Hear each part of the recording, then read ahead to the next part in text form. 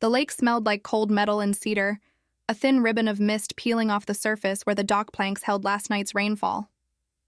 I was at the kitchen counter with the chipped blue mug my mother favored when the phone buzzed across the wood like a trapped fly. It was 6:12 a.m. The screen lit my still dark kitchen and I read the words twice before my hands felt them. Dad texted, "Hand over the keys by Friday." I rubbed the print with my thumb as if the letters could smudge and vanish. Then I typed back one word I could own. Understood. The lake beyond the window was glass and patient. I took one breath, then another, while the smell of coffee rose and folded over the old pine of the cabinets. The cottage held its temperature, as if everything inside it had learned how to be winter when the world asked for winter. On the wall by the pantry, a framed photo of my grandmother Lorna stared out in black and white curiosity. She had bequeathed the cottage in words that were plain, "To Sable, if she keeps it clean." I rinsed my mug and looked toward the key hook. 3 brass teeth on a simple ring, dull from years of use and salt. I lowered the phone onto the counter, backed up to watch it catch the weak light, and took a second breath. Friday was 4 days away. Understood, I had typed, because there are words you can give to a storm without letting it inside. The first time my father took keys from me, I was 9, sitting in the passenger seat of his old Suburban outside the marina. He dangled the set of locker keys, cupped them into his palm, and smiled at my reflection in the chrome. "Keys mean you belong somewhere," he'd said. "I'll hold them until you're ready." He never mentioned them again. I never asked for them again. That was the lesson, and today was the exam. My name is Sable Hart, and if you had asked anyone in Lake Ridge to map the family, they'd have drawn a line from my grandfather's wooden boat shop to the marina to the dock where I stand on summer evenings counting the half-submerged buoys. I do the books for Hart Boat Works. I handle insurance renewals, slip assignments, and the dirty arithmetic of payables that no one wants to touch because numbers, when you let them, tell the truth while you're still practicing your lines. My father, Gerald, moves through rooms like he built the floorboards himself. When my mother died 13 years ago, it was me who learned how to fold a flag of invoices so that no one saw the corners cutting into us. I paid the cottage taxes with the calm you save for the very last plate on the shelf. The cottage itself is nothing you'd see on a magazine cover, but the last appraisal the bank forced me to commission, half a year ago, stamped it at $812,500 with a cheerful signature that looked like a seagull. The number sat like a quiet guest on the credenza beside the metronome my mother used to click, and I didn't talk about it. Numbers don't make you rich, they make you visible. When Dad's text came at 6:12, I thought about that number first. Then I thought of my grandmother's will, a thing of careful ink and enough commas to slow a thief down. The lever he pulled this time wasn't loud.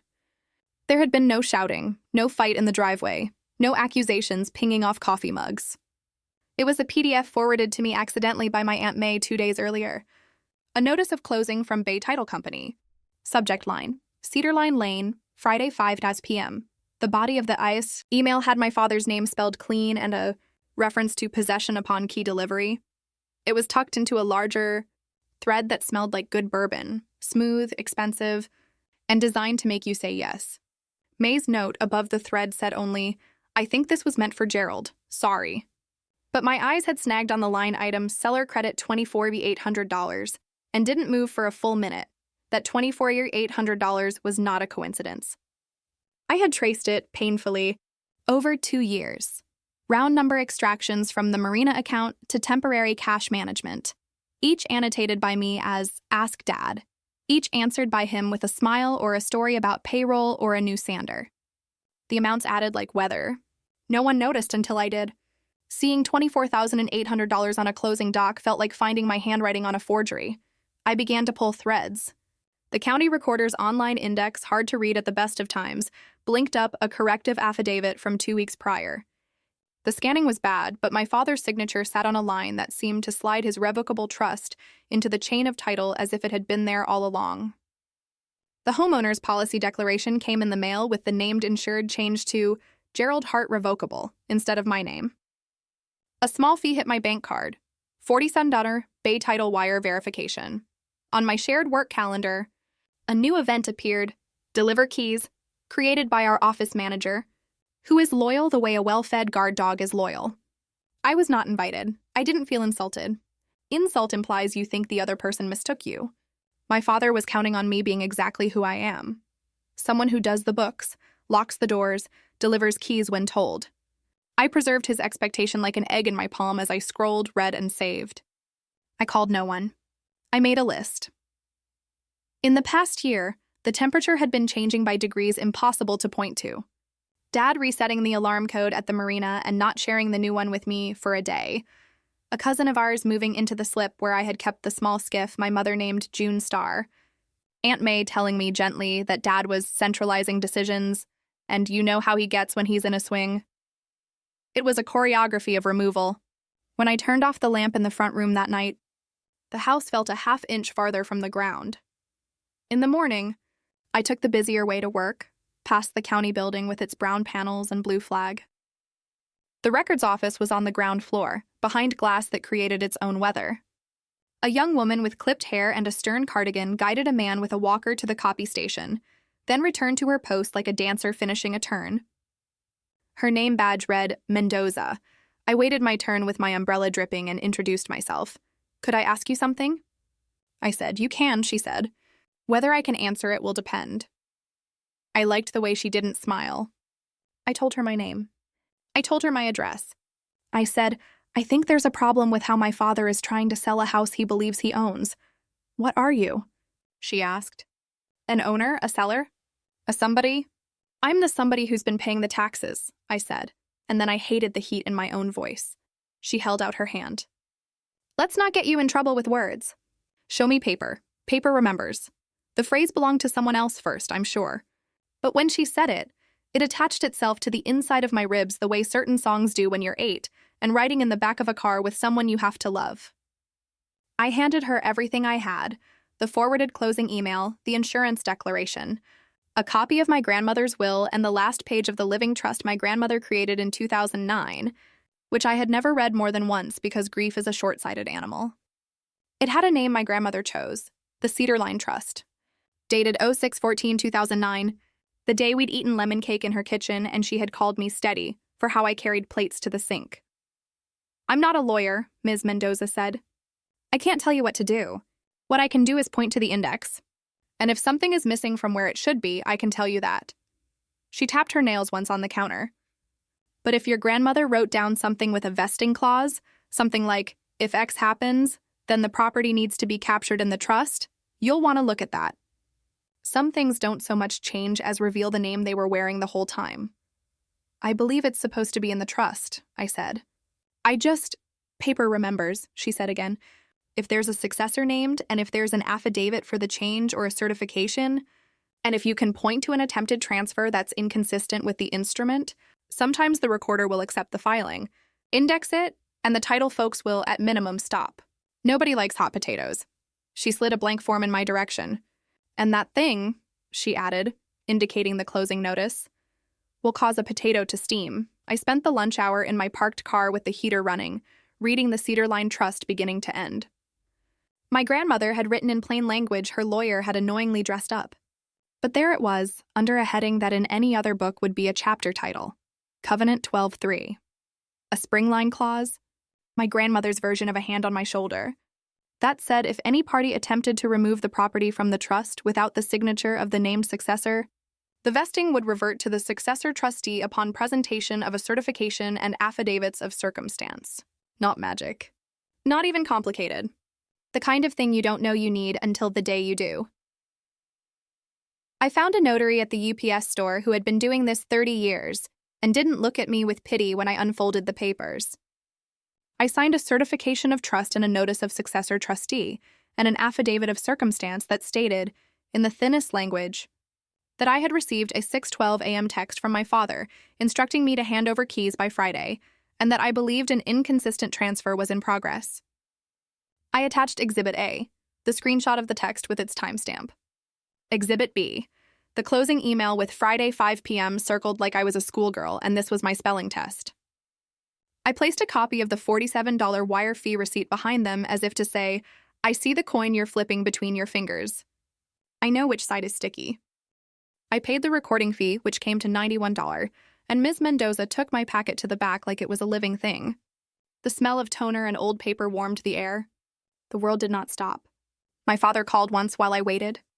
I watched the phone face down on the counter, its vibration a small animal trying to burrow through oak.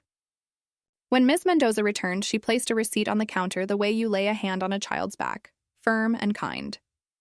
"You'll be able to see it online in 24 to 48 hours, she said. "Sometimes sooner. Sometimes the system likes to show off.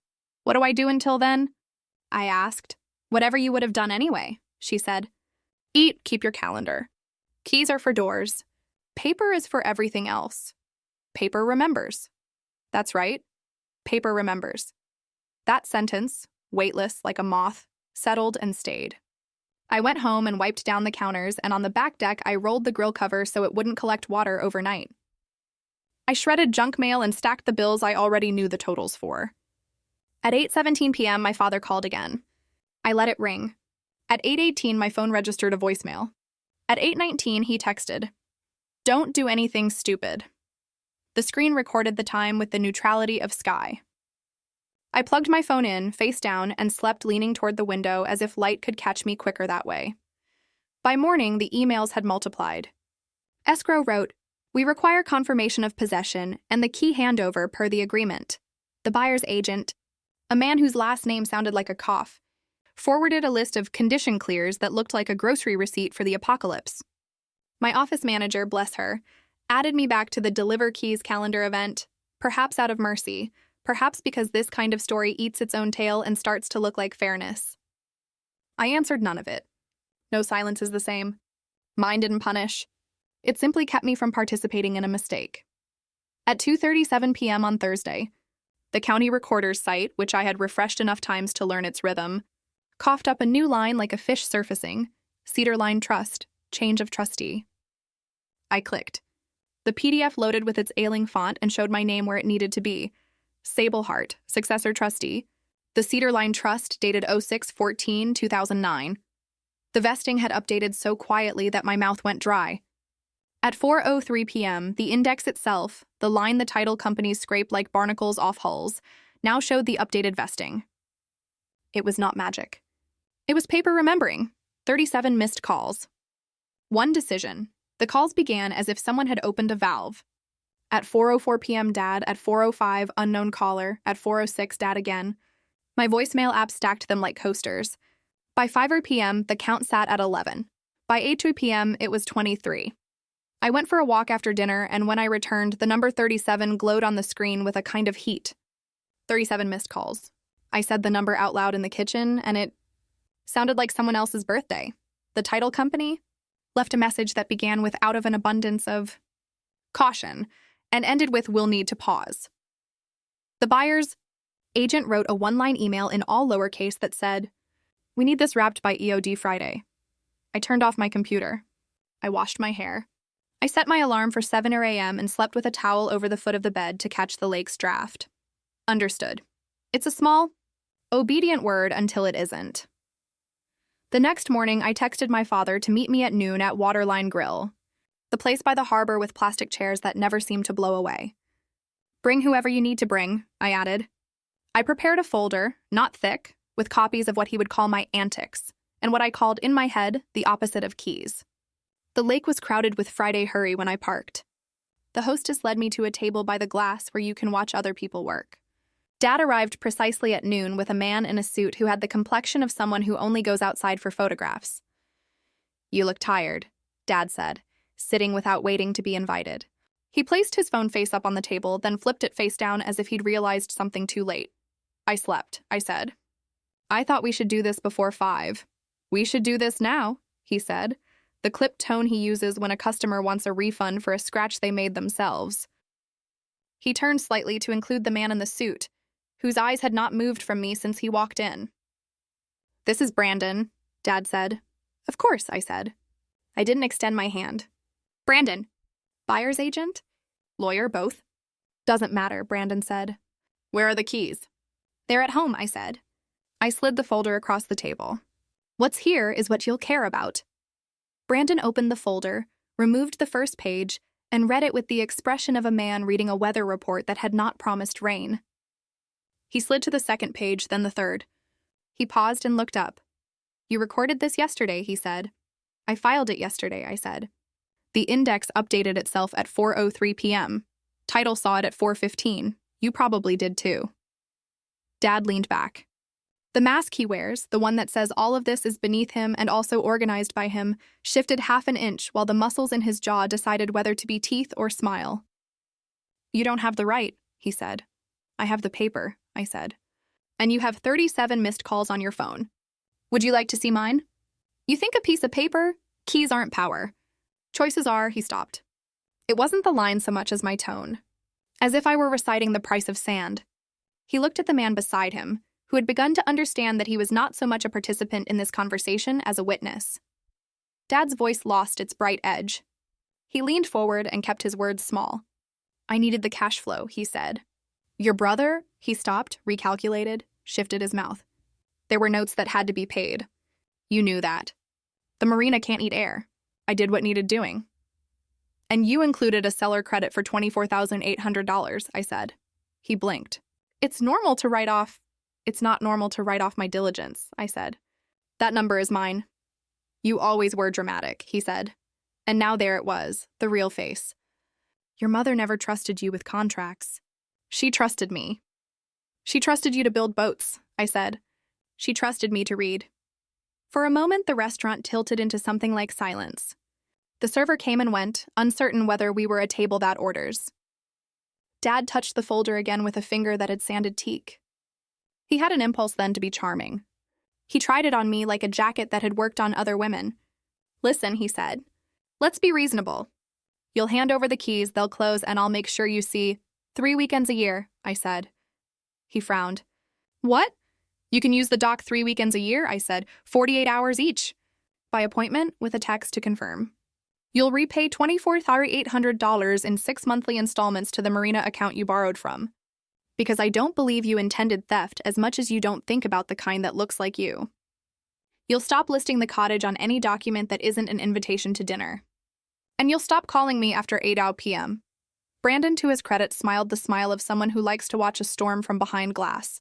Dad's jaw moved again, and then he scratched it with 3 fingers like he was remembering a song. You think you can just... Paper remembers, I said. You taught me that keys are power. But what I remembered is that paper has a better memory. The recorder updated. Title paused. The buyer you roped into this will go find a different dock to burden. I didn't slam your name in the system. I just let the system display mine. You taught me keys. I learned paper, he could have shouted. He didn't. He had too much of himself invested in being the man who doesn't shout. Instead, he looked at me, then looked at the brass key on my ring that had hung at my hip throughout this conversation without making a sound and said, in the voice he used when I was 14 and slow in the yard, You never wanted the business. I wanted it to be honest, I said. And now I want my house. He slid the folder back across the table as if it contained heat. Brandon cleared his throat. I'll inform my client, he said, and I realized with a small joy that the client was not my father. The client was the man my father had tried to sell my house to. There are details you collect that make the world rearrange its chairs. Dad stood. For a second I saw the boy with sawdust in his eyebrows who had met my mother in a night class and thought, decently, that he could build anything if he just sharpened the blade. This isn't over, he said. It is for me, I said. There's lemon pie on the menu if you're hungry. It tastes like 06/14/2009. He didn't understand the date the way I did. He looked at me longer than he needed to, then walked out into the noon glare, and the wind took the edge of his jacket like a wave catching a strut. Brandon gave me a small salute and followed. The institutional follow-through was not cinematic. A title officer called at 1:43 p.m. to say we've placed this on indefinite hold pending resolution of vesting, in the tone someone uses when they're relieved to put down a heavy box. A deputy from the sheriff's office called at 3:11 p.m. to ask if I wanted a civil standby for the 5 p.m. key handover I was no longer attending. I said thank you, no. The buyer's agent, perhaps cleared of obligation, sent me one final email that said only, paper wins. I typed back, understood, and did not hit send, because kindness can be silenced too. That night my phone did not climb above 6. Dad sent no more texts. Aunt May called to ask if I'd like to come by Sunday for pot roast, and I said I would. The lake held the last of summer in its mouth like a coin. I changed the lock Saturday morning as a gift to everyone. No hurry, no lies. The locksmith, a cheerful woman with arms strong from honest work, made 2 new keys, and handed both to me. "These cut clean," she said. I paid her and pinned one to the hook beside the pantry. The other I carried in my palm until the warmth from my skin taught it the shape of my life. Sunday. After pot roast and a hug that smelled like rosemary, I returned to the cottage with a shadow long enough to see the next week in. On the table where we used to roll out dough, I laid the folder from Friday and a copy of my grandmother's trust. I added the $47 wire fee receipt, a small absurdity that had bridged their plan to mine. I laid down Dad's first text, printed and trimmed, 6:12 a.m. frozen in ink. I took the original brass key, the one that had lived on the hook when my mother died, and framed it in a shadow box, with the text and the date 06/14/2009 typed on a scrap from an index card that still carried my grandmother's lemon smell. I hung it where the morning light would find it first. My father and I did not stop being family. He came by the marina, and we talked around boats like we used to talk around storms. He mailed the first check, $4,133.33, on the 1st of the next month. He enclosed a sticky note that said, "For the books." I did not reply. The second check came with no note. The third came with a stain on the envelope as if a glass had sweated on it. Each time, I wrote the deposit on a ledger in my own even hand. Each time, the amount narrowed the story from a yard of emotion to a clean inch of math. A cousin told me Dad had started telling people that the market had cooled and that the buyers pulled out. Let him. Everyone needs a story that lets them sleep. Mine was less dramatic than you might expect. It was a woman at a counter saying paper remembers, and meaning it. It was a Tuesday afternoon when I was no longer waiting to be told who owned my front door. It was the smell of cedar and old rain in a house that had held my breath through grief and still knew the temperature of my feet when they hit the floor in the morning. Quiet doesn't mean weak. It means anchored. I did not write my grandmother a letter. I walked the dock and counted the planks to the end, 37 of them, because numbers are how I calm my muscle memory when it starts rehearsing a fight. I stood where the lake opens and the wind at that time of day carries sound farther than shade and counted backwards to 0. I thought about the first time my father taught me that keys meant belonging. I thought of the keys I hold now and what I intend to do with them, which is use them to get inside and close the door. In the office at the marina, I hung a single sentence above the desk, printed on a slice of copier paper. Paper remembers. It is not a threat. It is a prayer for accuracy. It's what I tell the young dockhands when they ask why I am so fussy about box numbers and initials. It's what I say to myself when my phone lights up with a name I cannot throw away. It is the thing I learned this summer more completely than I wanted to. When a person you love asks you for keys, and the request is the shape of a threat, you build a lock they do not expect. You let the deed update itself. You hand nothing to a storm that it can use to call itself a rescue. The lake smelled like cold metal and cedar the morning I hung the framed key on the wall. The mist lay thin, the way a hand might hover above a brow to check for fever. I held my coffee and said aloud to the empty kitchen, "Understood. It's a word with a floor in it. It means I heard you. It means I did not obey. It means I chose the thing that will stand up by itself when I am tired, and the night is the length of a text message, and the number on my phone says 37, and I am still the person who keeps the last plate intact on the shelf. Some doors are meant to close. Mine did, gently.